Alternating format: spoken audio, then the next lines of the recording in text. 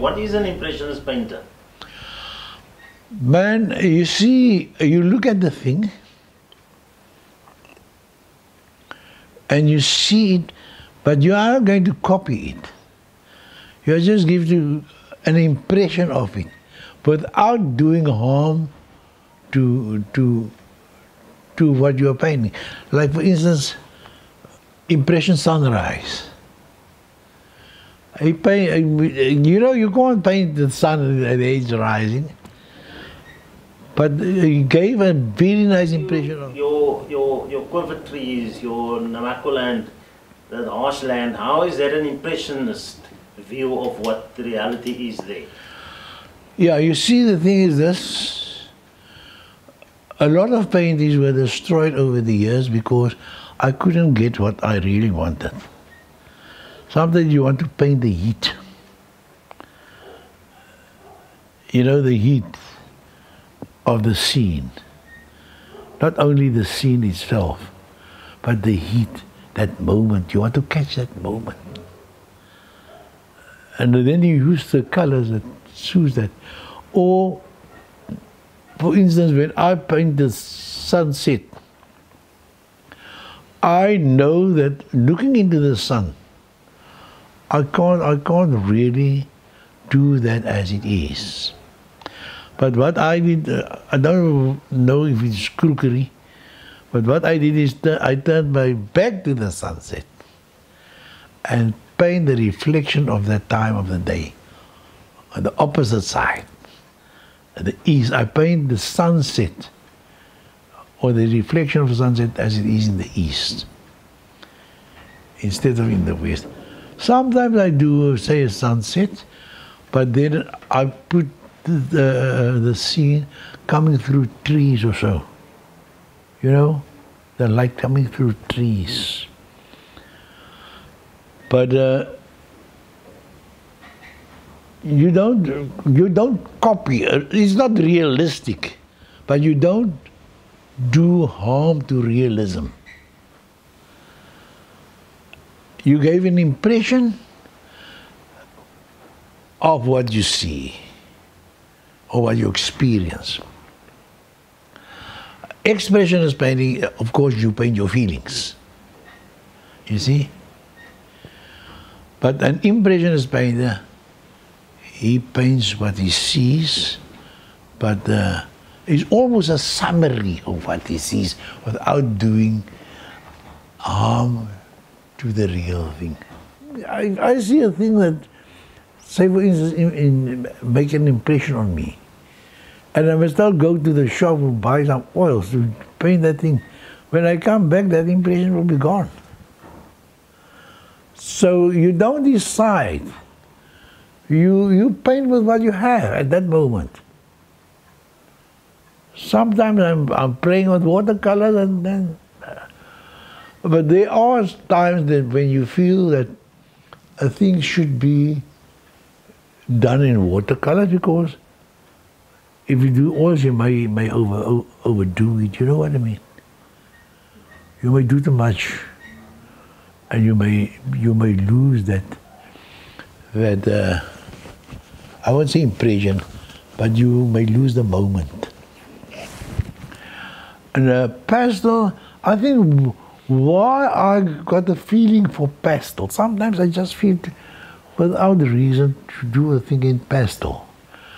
Because the first medium I worked with was pastel. Those chalk. Those chalk my mother bought were the first medium I worked with as a child.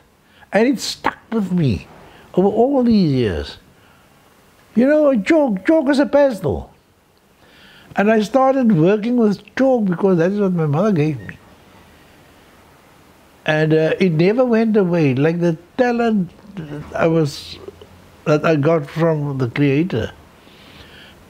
And the influence of my mother to encourage me to draw with these things, it never went away. So the chalk, I can't say why, but sometimes I just feel like I want to do this thing in pastel. because pastel is soft and the scene here, it gives me a feeling of softness, you know. There you can look at the book. My pastel doesn't, I mean the color, when you reproduce it in a book or so, the difference between my pastels and my oils, you can hardly see the difference. It is only when you look at the real thing, you can see this is oil, that is a pastel. I was always driving around with pastels or chalk or charcoal in my car. Not today anymore, because I don't want to stop anywhere today. It's dangerous, you know. But when I was younger, I always made drawings, and sometimes I sit there, and then you see a color, but because you haven't got the color here with you, you haven't got pastels with you, you only got the pen, and then you write in the colors. Like for instance, you look at the color, you say, oh, whoa, whoa, whoa, that's a beautiful gray, but it's a warm green gray. You understand? And then you think, what colors must I mix to get that color? You start analyzing the color. I don't know, man, I think this is just a talent different artists get. To analyze the color there in nature and see what colors you must use to get that color, to mix that color. Have you got a favorite painting or not? I don't think an artist has got a favorite painting. Maybe some of them have. But you know what I paint is, although I praise and sing about the Namaqualand, I still like Cape Town. And I still like Elsie's River. Really? You know, I was a teacher in Elsie's River, and I really fell in love with Elsie's River. But Elsie's River changed so much over the years. I won't go and paint there today. Did you do any paintings of Elsie's? Of Elsie's River? Yeah. Yes. What did you do about Elsie's? How do you depict Elsie's? See, what I've done in Elsie's, I painted the street scenes and some of the people in the street. Because there's another thing that I always want to do is, you see, those shacks and things that I saw in Elsie's in those days, to me, some of them were in my mind, in my heart, they were actually castles, man. They were castles. And with my paintings, you will look at my paintings, you will see, I wanted to give credit to the beauty of those things, the beauty other people can't see. But the people see, they see shacks, they see rusty things, but I saw beauty even in those old shacks, and the way people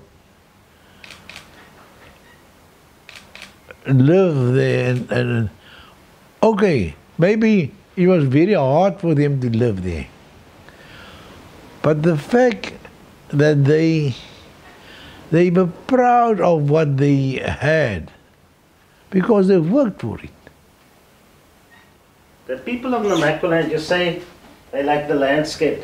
Yeah, they are hard people, but they've got soft hearts. And the landscape is a hard landscape with soft colors. The landscape complements the people, and the people complements the landscape. Well, what is your impression of that? How do you bring it over? No, to me, that belongs to me. Because to show that to people, maybe you will waste your time, because people won't see the way you see it. And sometimes you do more harm by trying to show them what you see. Because we've got the limited ability. And I was, sometimes, I've destroyed so many paintings over the years. Paintings that other people would have thought, oh, wow, that's beautiful. But it wasn't about the beauty, man. One day I discovered something. I discovered what I was doing. I realized then that what I was doing is I was actually sending prayers of thanks upwards with my hands. A painting was, for me, in later years, maybe when I became more mature or whatever, to me a painting became like a prayer I'm sending to my Creator with my hands. A prayer of thanks. I'm thankful that I can see, that I can enjoy what I see, and that I can create it. You must be thankful for that. And what you do is, instead of saying, thank you, Lord, for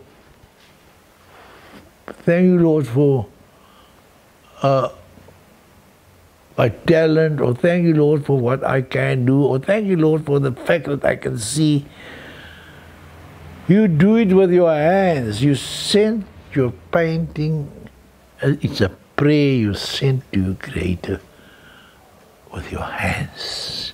You create them with your hands.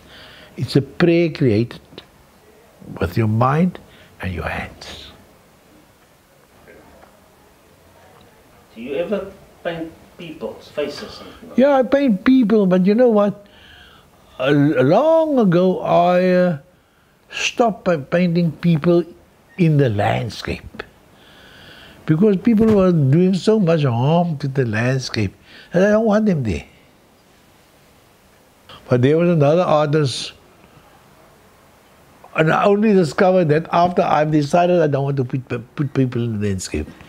There was another artist, a very well-known artist, who was also not putting people in his landscapes.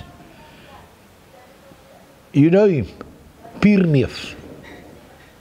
Look at his trees. You don't see people in his landscape, maybe one or two paintings. But he has done so many. He has painted hundreds of paintings with trees. But there are very few people on his paintings. I don't know, but when I do a landscape, a beautiful landscape, with soft colors and a tranquil mood or something like that, I don't want people there. Because, you know, when I got married to Elizabeth 12 years ago, I said to her, shortly after we got married, I said to Elizabeth, you know what? Nature is going to take revenge. There will be illnesses and pests and things. She asked me, why? Why do we say that? I said, because we are destroying this earth, and I don't think nature will like it. And you know, when this COVID thing came, she said to me, remember what you said. You told me about this thing long ago. You told me that nature will take revenge on us. Is there a future for art? Well, it will depend on people who are not artists. It won't depend on the artists, because the artists, they will paint and they will create because they can't help it. They were born with it. But art is actually necessary. Art is actually necessary. You know, I can't see life without art, because art brings some peace. So what is your message to young artists today? I haven't got the message. The only thing I can say is, If you're an artist and you feel like creating, just follow your gut, follow your feeling, your passion. Follow your passion. And don't let other people put you off. Follow your passion. Because I can't tell you what to do. If you're a sculptor, do your sculpting. If you're a painter, do your painting. If you're a graphic artist, do your graphic art. If you're a poet, do your poems, your poetry. But don't neglect your passion.